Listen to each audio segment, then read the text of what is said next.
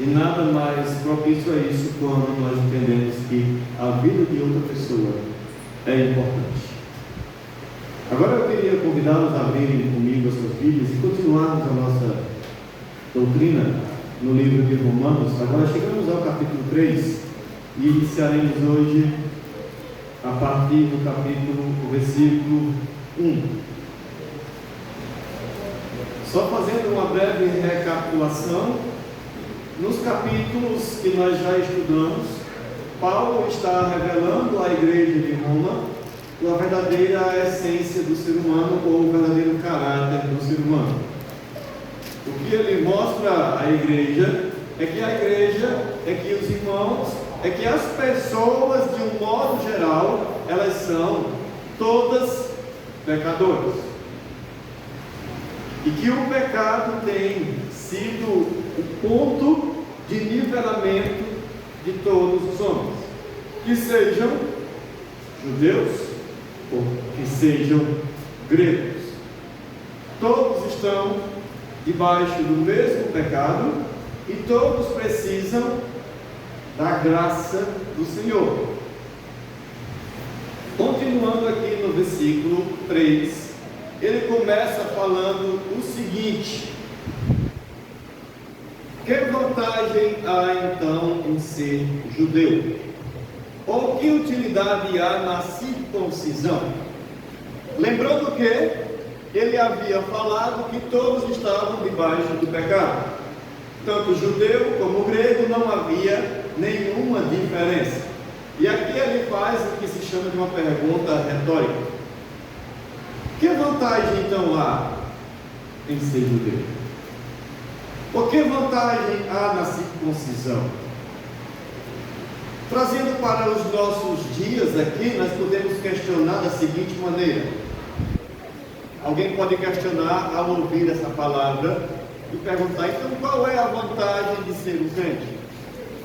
Se tanto crente como não crente, todos estão debaixo do pecado. Alguém pode pensar: sendo assim, não adianta.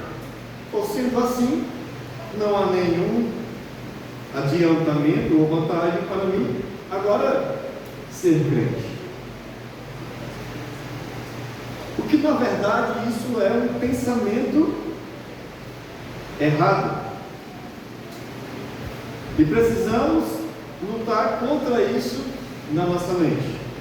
Isso se chama incredulidade. Quantas vezes nos questionamos nós mesmos, principalmente nos momentos de crise, se realmente vale a pena, se realmente é isso? Ou qual a vantagem disso? Já que a vida, mesmo sendo um crente fiel ao Senhor, vem tantas dores, vem tantas lutas, vem tantas dificuldades, e principalmente quando olha para o outro lado, quando olha para o mundo, parece que as pessoas que estão lá têm uma vida muito mais tranquila e pacífica do que aquelas pessoas que estão servindo ao Senhor. E aqui eu digo a vocês, meus queridos irmãos, não permitam serem enganados pelas artimanhas de Satanás, porque esse tipo de pensamento são artimanhas, são astutas ciladas que o inimigo tem preparado para minar a fé das pessoas. É bem verdade que perante o Senhor não há distinção de pessoas. Fato. Todos são pecadores. Mas já mencionamos muitas e muitas vezes aqui para os irmãos: o ser cristão, o ser um crente, traz como vantagem você ter sido lavado e remido pelo sangue do Senhor Jesus. Você é um pecador? Sim. Isso não muda. O que muda? A justificação vinda de Deus.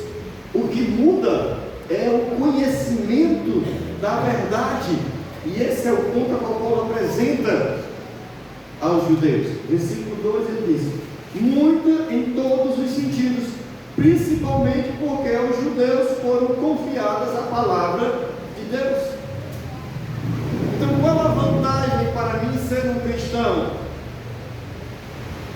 Muitas, em muitos sentidos. Principalmente o privilégio que temos, irmãos, de ouvir a palavra, de aprender da palavra, de sermos instruídos com a palavra.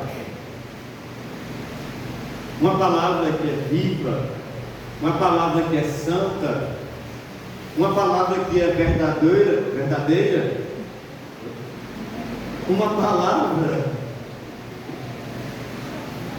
que é a palavra do próprio Deus, direcionada a nós, com o propósito de guiar a nossa vida por um caminho de retidão.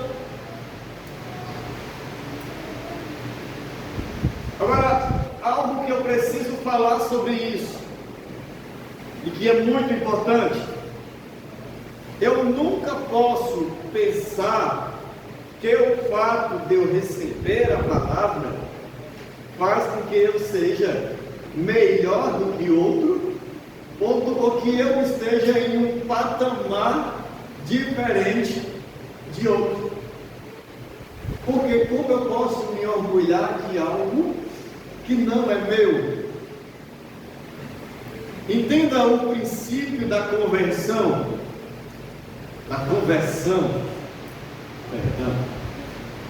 O princípio da conversão é você fazer o quê?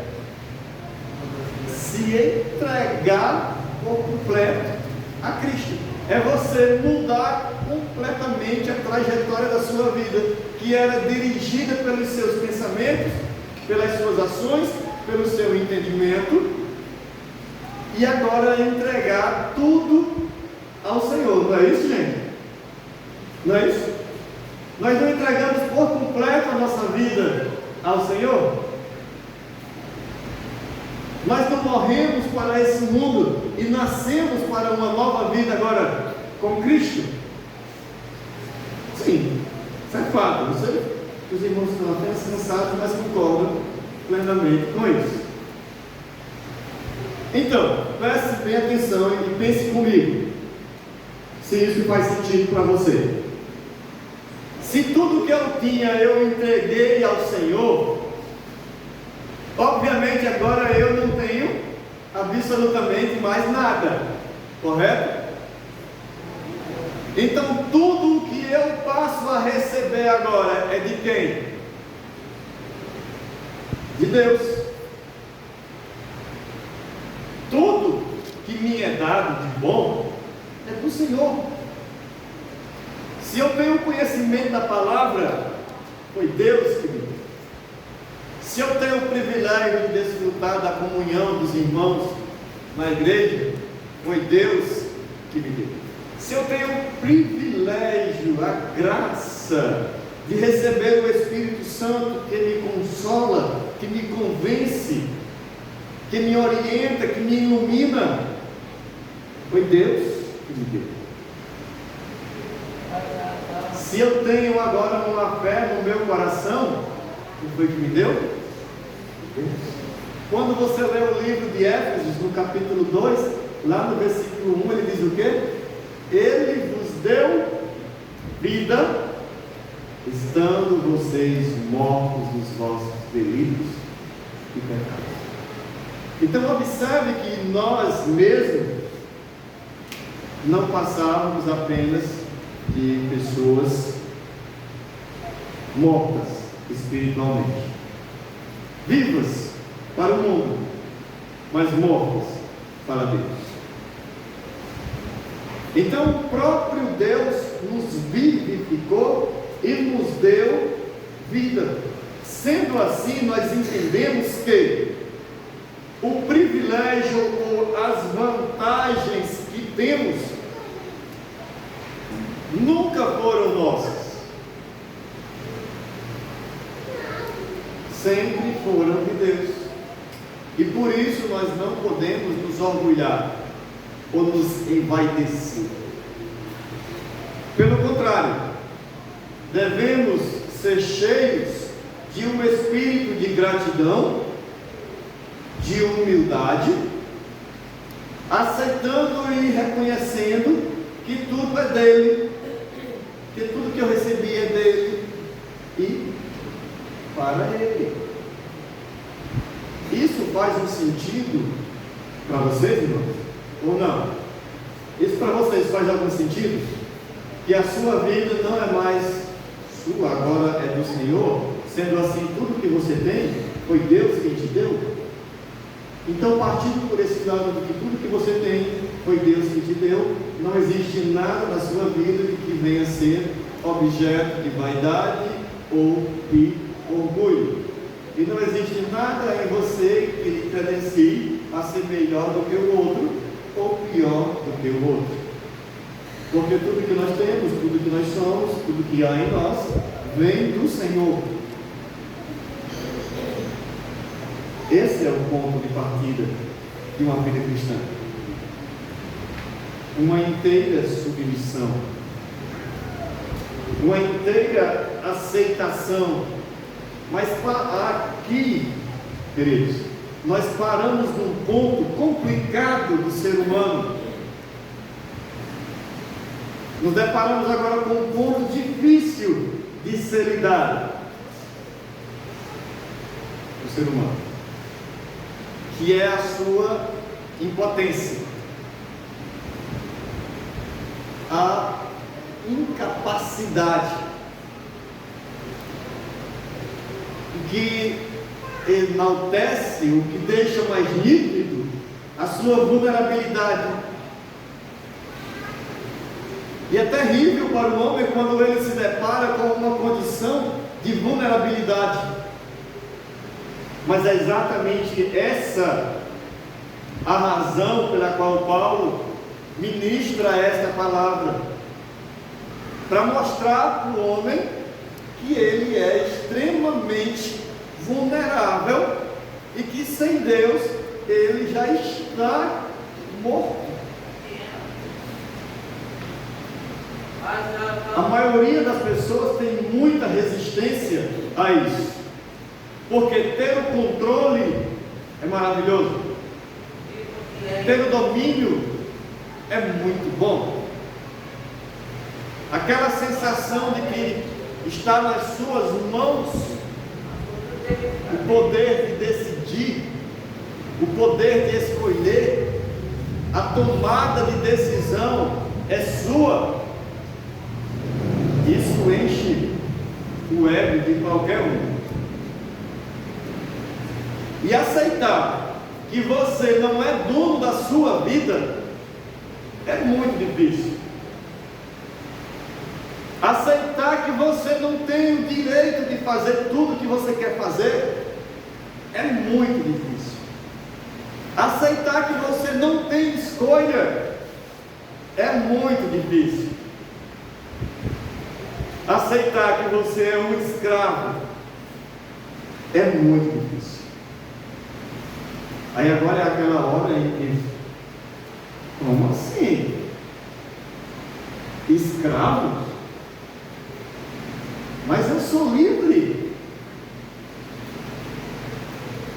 Você não é livre para fazer o que você quer. Você foi libertado da escravidão do pecado para ser um servo do Senhor. Ou você esquece da citação de Mateus, de Jesus, lá em Mateus, capítulo 11, no versículo 28. Lembra o que é que ele diz lá? Tem uma palavrinha-chave aí. Passou? Beleza, só a primeira frase lá. Ele diz o quê?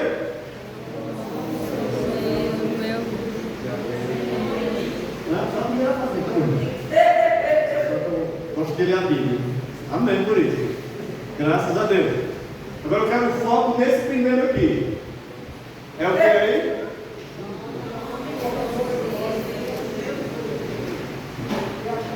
tomem sobre vós o quê? Você é livre? Não. Você está agora sob o jugo do Senhor. O jugo, para que entenda melhor, é a canga. Vou usar aqui a nossa expressão. Agora, se eu falar canga, eu vou ter que explicar para esse pessoal mais novo o que é a canga. Eu acho muito bom isso. A canga era um instrumento que é colocado no pescoço do animal, do boi principalmente, aonde ele recebe a carroça, o divador, os implementos de trabalho. Então esse jugo, ele representa isso. Peso. Você vai conseguir. Agora ele diz o que sobre isso? Cadê? Passa aí um pouquinho também. Opa. Olha aí.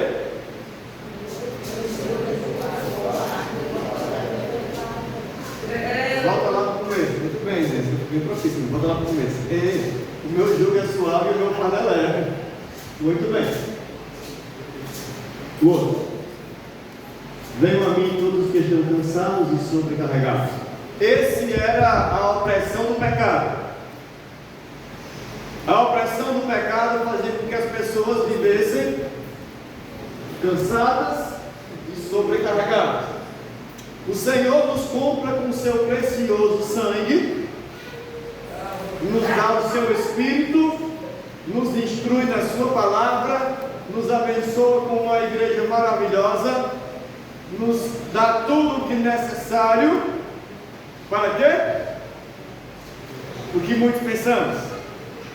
E as pessoas amam cantar isso. Não. Não é? Eu sou livre.